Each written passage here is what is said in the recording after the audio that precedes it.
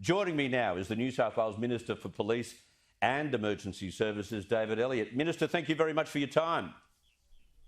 My pleasure, Chris. Good to be here. To the rallies first, have they submitted the right forms at all, or did they not even bother? No, they haven't, and that's a disappointment because it means that the police can't provide the appropriate level of resources. Now we'll have the police out in force with more than enough resources to ensure that if they gather illegally tomorrow, they'll be facing the consequences, and if they don't comply with the public health orders, they'll not only see a potential financial penalty, but indeed a custodial sentence as well. OK, so New South Wales Police will handle the rally the same way they would handle all their usual rules of engagement, but also the rules of COVID. They will be enforced tomorrow, will they?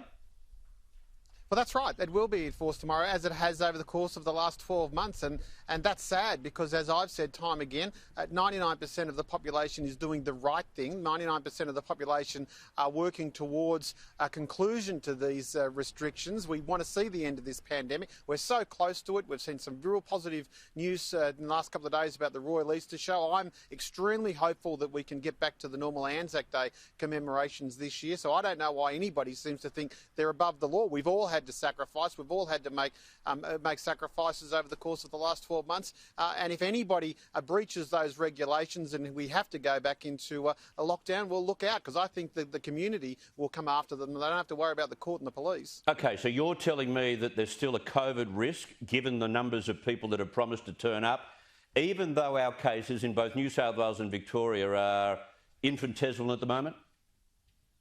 Well, that's right. They are very, very small, and they're small because we've done the right thing. They're small because we've been wearing masks. They're small because the pubs and the clubs have had to go back to the 4 square metres when it comes to working inside.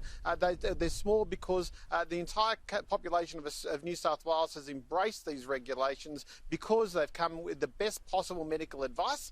And if we don't continue down this path, we may see ourselves back in lockdown, and that's not anything that anybody wants to see. To the ABC today, talk about campaigning on behalf of a minority within a minority. The fact is that all Indigenous Australians don't relate to this movement. That's the fact, but it didn't seem to worry those who were doing the online work for the ABC. Well, that's right, and I want to find out who's been doing the online work for the ABC, because it's clearly misinformation.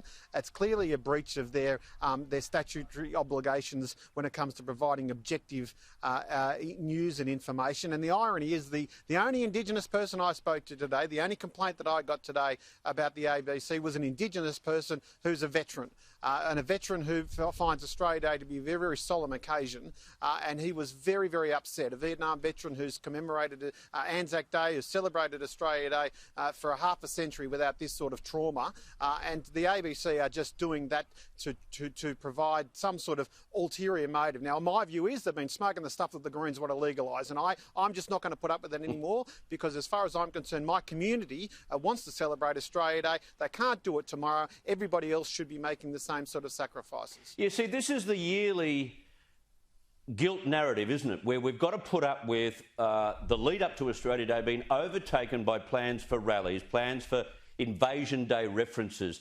And it's got to the stage where people have had a gutful of it, but how do you stop it? Well, they have had a gutful, and the smartest bloke in the room when it comes to these matters, as far as I'm concerned, is Warren Mundine. I heard him on Sky earlier today. He was saying that he's sick of it. Yes, there is a legitimate debate about Australia Day and whether or not Federation Day is more appropriate for the celebration, and I think he's got a good argument there. But that's a discussion that we can have respectfully. What we've seen from the ABC, what we've seen from the protesters tomorrow is not respectful, and I don't think we're going to move anywhere near where these protesters want to go without some respectful debate. And let's face it, it's about 1% of the population. It is a very, very noisy, small minority, and I want to set them aside. Let's put up the Australia flag tomorrow. Let's put a sausage on the barbecue. Let's celebrate the fact that we're one of the greatest nations in the world. I mean, there's a reason why thousands and thousands of refugees want to come to Australia. It's because we're bloody good. Yeah. Because we're a great place to live. It's a place that we want to bring up our family. It's a place where we feel safe. It's a place that we want to fight for at 105,000 people people have actually cost their lives fighting for this country, and I'm not going to let sit back like any other member of Parliament, Labor or Liberal. And I've seen some Labor MPs very, very courageously come out today, and I think we should need to give credit to people like Joel Fitzsimmons who have pushed the envelope from their own side. And we want to make sure that we all know that as far as the honest, law-abiding Australian is concerned, tomorrow's a day of celebration, and let's put the commentary behind us. How will you be spending Australia Day? I guess you've got to partly work, do you? Well, we do, and it's a day that I don't call it work. It's a day when I get into my community and we raise the flag tomorrow morning here in the Hills District. Obviously, a lot of the major events have been set aside, and we're not grumbling about that. We know it's for the common good. We'll be back bigger and better next year. But then, of course, we want to make sure that everybody that is part of those symbolic occasions, whether it be the citizenship ceremony or indeed those flag raising ceremonies or the celebrations that occur at Government House, I think they're important. It's important for people to at least take part in them in the media or certainly on social media.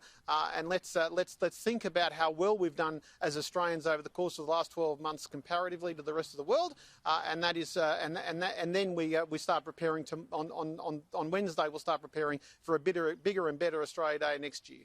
David Elliott, thank you very much for your time. Always a pleasure, Chris. Thank you.